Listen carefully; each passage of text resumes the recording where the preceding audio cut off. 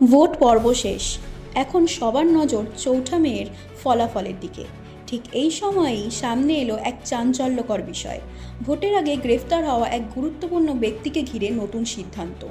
আদালতের এই পদক্ষেপে রাজনৈতিক মহল থেকে সাধারণ মানুষের মধ্যে শুরু হয়েছে জোর চর্চা।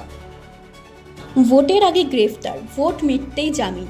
এই ঘটনাকে ঘিরে এখন চর্চার কেন্দ্রবিন্দুতে আইপ্যাকের ডিরেক্টর ভিনেশ চান্দেল।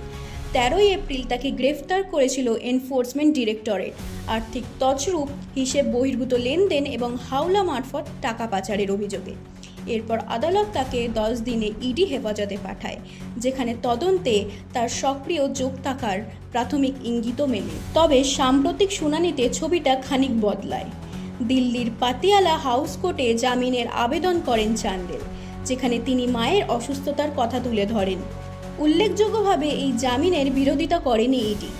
তদন্তের সহযোগিতা এবং প্রয়োজনীয় তথ্য দেওয়ার আশ্বাসের ভিত্তিতেই এই সিদ্ধান্ত বলে জানা গিয়েছে। এরপরই শর্ত সাপেক্ষে জামিন মঞ্জুর করে আদালত। স্পষ্ট নির্দেশ দেয়, কোনো প্রমাণ নষ্ট করা যাবে না, সাক্ষীদের প্রভাবিত করা যাবে না, তদন্তে সম্পূর্ণ সহযোগিতা করতে হবে।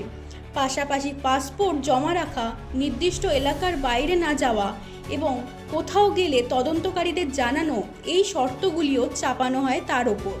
এই ঘটনার পরিপ্রেক্ষিতে তৃণমূল নেতা শান্তনু সিনহা বলেন, কেন্দ্রীয় তদন্তকারী সংস্থা বিজেপির হাতিয়ার হিসেবেই কাজ করছে। এই ঘটনা তারই প্রমাণ। অন্যদিকে বিজেপি সাংসদ রাহুল সিনহার বক্তব্য, জামিন একটি আইনি প্রক্রিয়া, সমস্ত তথ্য প্রমাণ সংগ্রহ হওয়ার পরেই এই সিদ্ধান্ত নেওয়া হয়েছে। সব মিলিয়ে ভিনেশ চান্দেলের জামিনকে ঘিরে রাজনৈতিক ও আইনি দুই মহলেই নতুন করে আলোচনা শুরু হয়েছে। একদিকে বিরোধীদের অভিযোগ, অন্যদিকে শাসক দলের পাল্টা ব্যাখ্যা।